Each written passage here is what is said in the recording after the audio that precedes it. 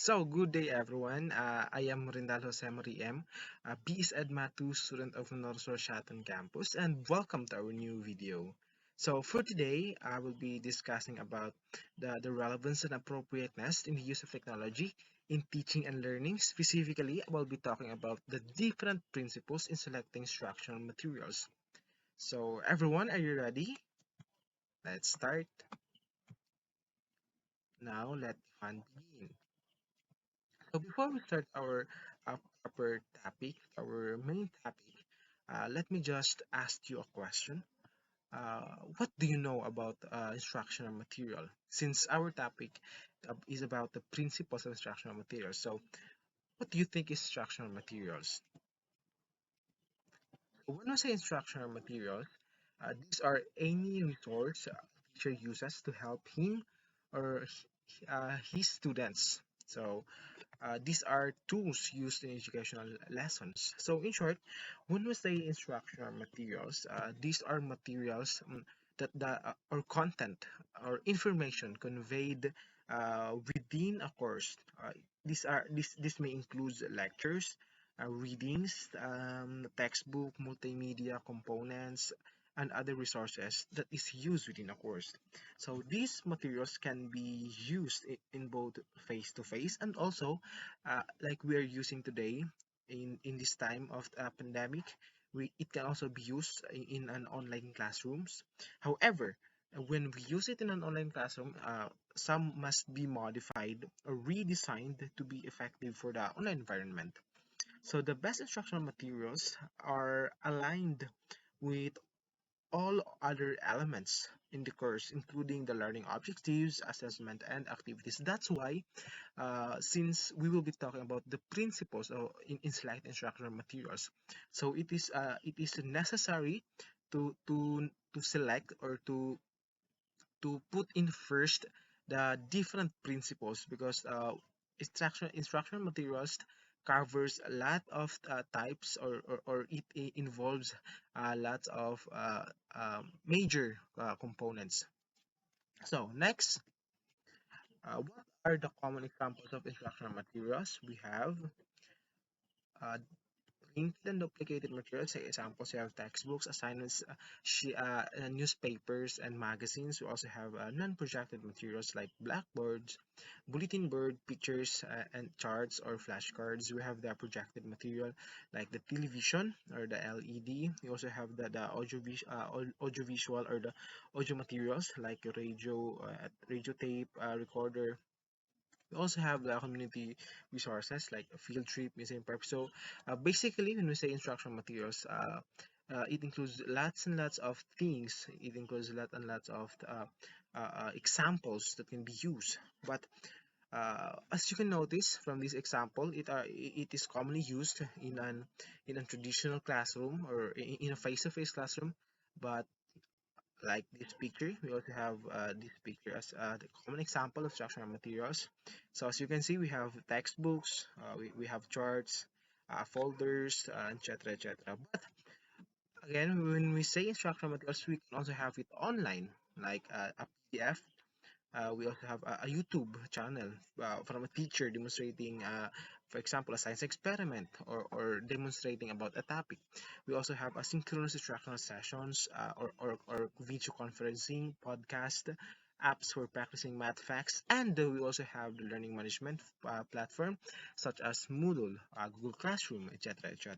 So when we say instructional materials in a simpler way, it is a tools or it are a content that is conveyed with a teacher or that is used by a teacher to teach a certain lesson. So what makes IMs or instructional materials important? So when we say instructional materials, it increases the effectiveness of the teacher, clarify the subject matter, motivate the learner to learn, and help the teacher to be creative. So since we will be talking about the principles, the main topic which about the principles in selecting instructional materials, we need to learn or we need to know about the importance of instructional materials. So again, from the slide, instructional materials provide core information that the students will experience. So it is very important. It also provides the course that students will learn and apply during a learning process. So instructional materials might hold the power to either engage or demotivate the students. It can also be if it is properly selected and planned, organized, or redefined, and if it is properly used in a certain course or in a learning process for the maximum effort, or it can, if it is utilized in a maximum effort, then it can provide a various effective, or the learning process becomes more efficient. So we should take into consideration uh, both the breadth and the depth of the content, so that our learning materials, also that the student learning is optimized. So again, before we proceed to the principles of selecting instructional materials, we must know, or we must learn, or we must recognize the importance of using IMs in the learning process or in teaching. So now we'll be going to our main topic, which is about the principles in selecting instructional materials. So since we'll be talking about principles, it includes five basic principles, but uh, basically, principles in selecting instructional materials includes lots and various types of principles, but these five principles that we'll be talking about are the most necessary, or the most common principle that should be considered when selecting instructional materials. So first, we have the principle of appropriateness, principle of authenticity, the principle of cost, the principle of interest, and the principle of organization and balance. So let's talk first about the first principle, the principle of appropriateness. So, principle of appropriateness state that IM, or instructional materials, must be either basic or supplementary to the curriculum. So, from its very word, principle of appropriateness, it can tell us that the instructional materials must promote the general and specific goals of the class. It must be appropriate. So when we say appropriate, it must be intended.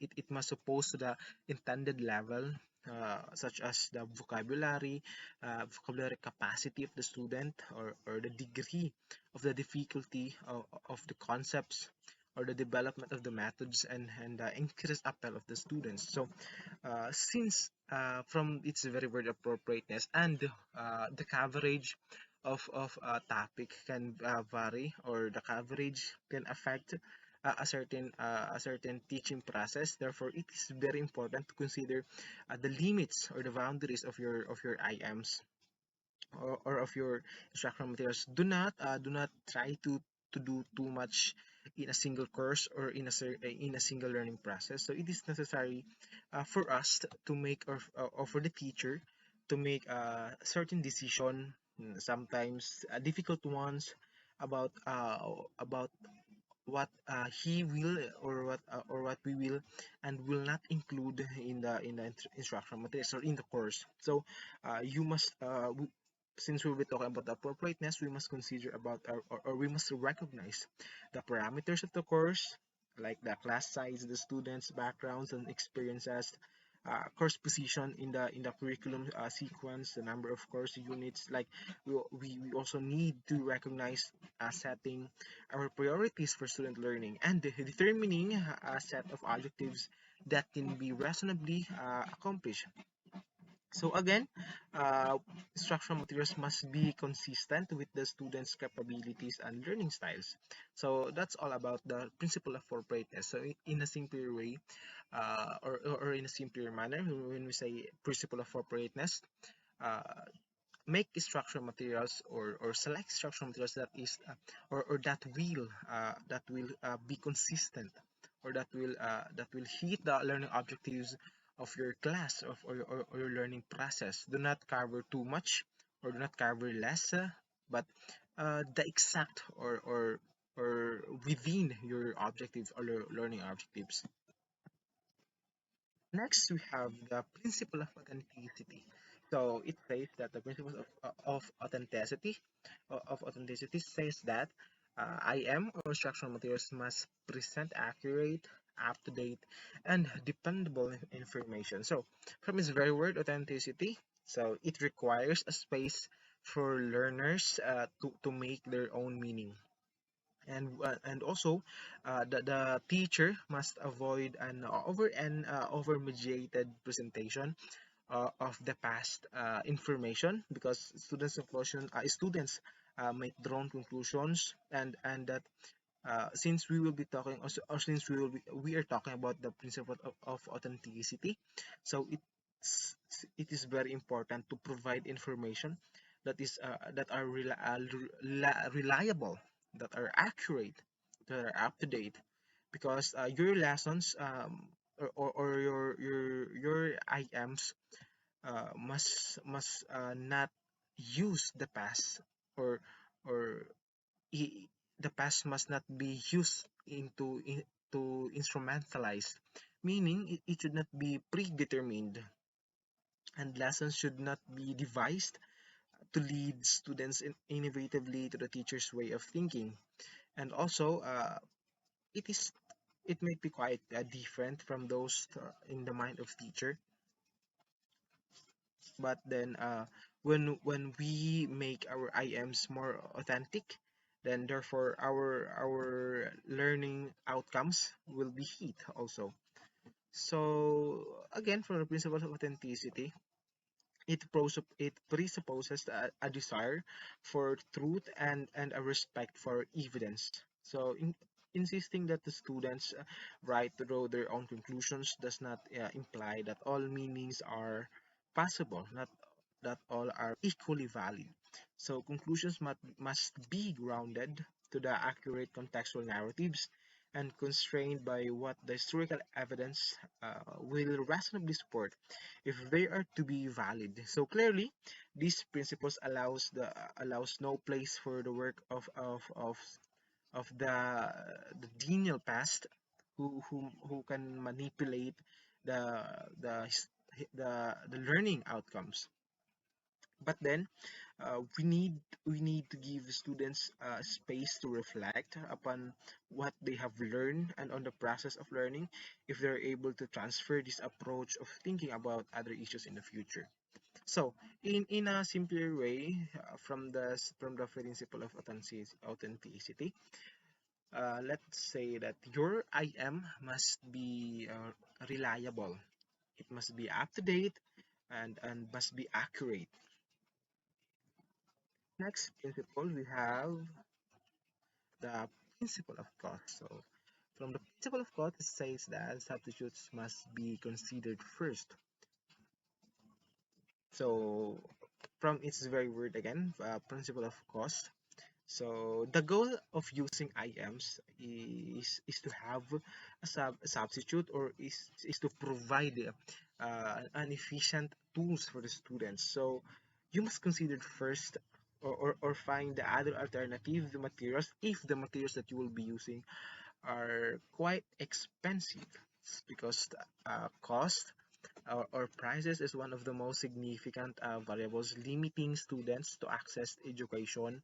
Then we will not use too much expensive things, or items, because we can improvise, or we can use other things or other materials, for the reason that without compromising the academic standards or the academic freedom. So lower cost instructional materials are a better choice than more expensive instructional materials. It is also saving the teacher time, saving also your money. So if you are given a chance to choose between a higher price and a lower price, but then you're projecting into your learning outcomes, then you can choose a lower priced uh, learning materials. But then it depends upon your way of handling your learning process, or in the way that you deliver your learning outcomes. So again, we are given a chance to choose between the things that we will be using or the IEMs that we'll be using. So if it is possible to use a more cheaper or a lower cost instructional materials, then use it because it is unnecessary to use expensive IEMs. As long as you provide the right information, as long as you give, or as long as you attain your learning outcomes, then uh, it is no need, or you doesn't need to buy or to use too much expensive materials. Next, we have the principle of interest. So it says that principle of interest, or the IMs, must stimulate curiosity or satisfies the learner's rather needs to know. It must have the power to motivate, encourage creativity, and imaginative response among the users or among the learners. So, from its very word, the principle of interest. So, uh, your IM should be chosen objectively rather than based on based on your or based on the teacher's personal preference or other preference, since you will be teaching, or since your subject for learning is your students, then you must ignite the interest in them, because interest is a powerful motivational process that energizes the learning, or it guides academic and career trajectories and is essential to academic success. Therefore, you must put it first that if you're using IMs or instructional materials, it must be a vehicle to driven your students interest, or it must be an external force that would ignite their interest about your subject matter. And since as a teacher, as a future teacher, uh, in a classroom setting, we are not the students. We are the teachers, and we tend to access and apply knowledge automatically and unconsciously. So it is often and so we often skip or combine critical steps when we teach. In students, on the other hand, don't have the sufficient background experiences to make these leaps, and can become confused, or they can draw infer conclusions, or fail to develop important skills. So the structures needs to break tasks into components steps by step, and explain connections explicitly, and model process in detail.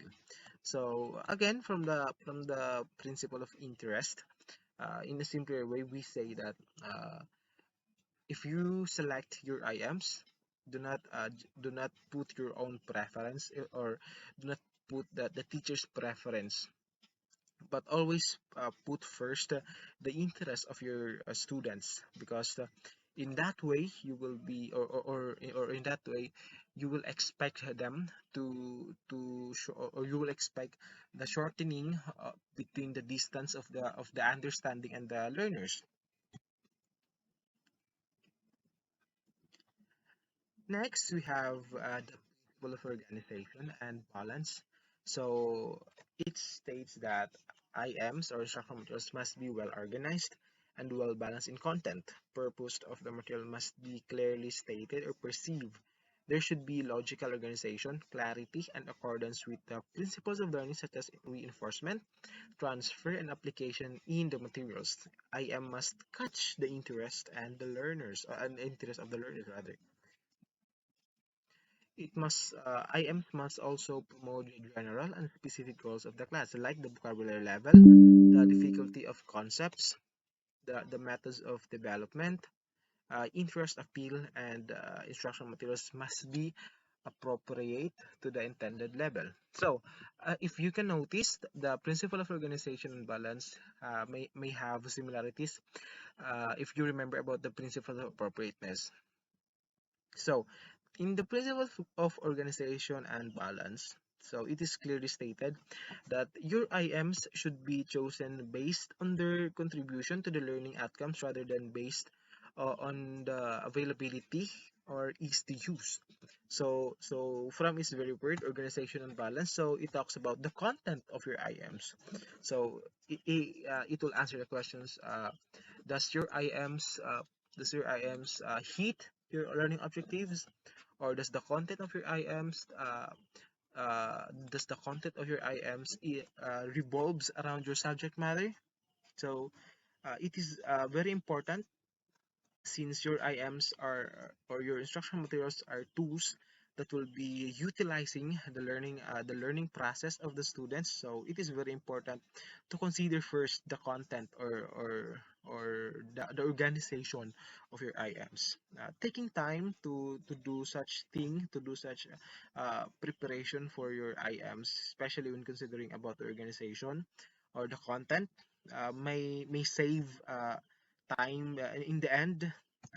May enhance students learning when the instructors, or when we as a teacher in the future will use or will promote the content, that the content articulate a clear set of the objectives or learning objectives, or if the content will demonstrate a clear path of the learning outcome.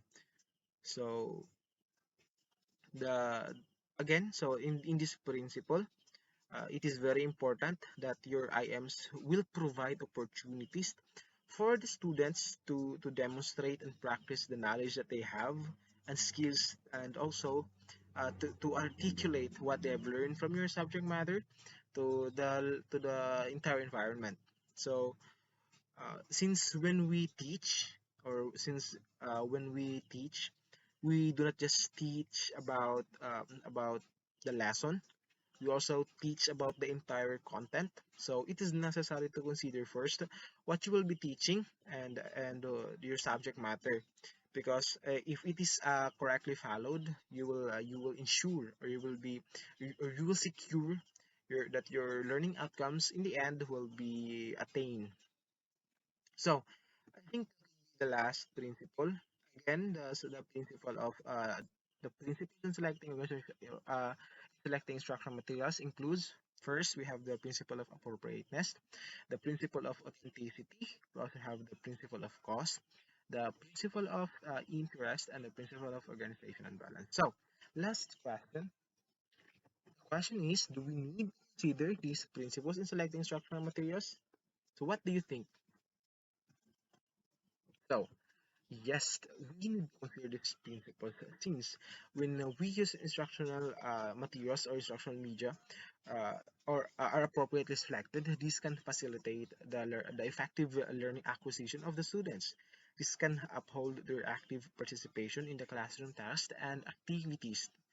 So this may further enhance their comprehension of the subject matter when, of course, chosen and utilized appropriately. So, again, when we need to consider these principles when we select as a specific IMs, since there are lots of instructional materials that can be used in face-to-face or in online or in online learning process. So if it is properly selected and used, its impact on the attention, on the sustained interest and participation of students has or will stay even for a lifetime. So it depends upon us, or it depends upon the teacher or the facilitator on how to deliver, or on how to utilize the IMs. It depends upon us. So basically, as a future teacher, we should have the knowledge about these principles of selecting IMs or instructional materials, so that we can make consideration for making these tools that as suitability for the students and the environment. So knowing this would help us as a future teacher, or will help everyone, will help the teacher to become an efficient and effective teacher in the future. So again, I think that would be all. So that would be all our discussion for today. That will end our discussion for today about the different principles in selecting instructional materials. So let me end my discussion with this famous saying: a good teacher is like a good entertainer. First, must hold his audience attention, then he can teach his lessons. So again, this is Jose Marie M. Rendal, a BS Ed Matthew student of Norso Shatan Campus, saying, Norso, our pride, our hope, our future. Laban Norsonian. Thank you. See you on our next video.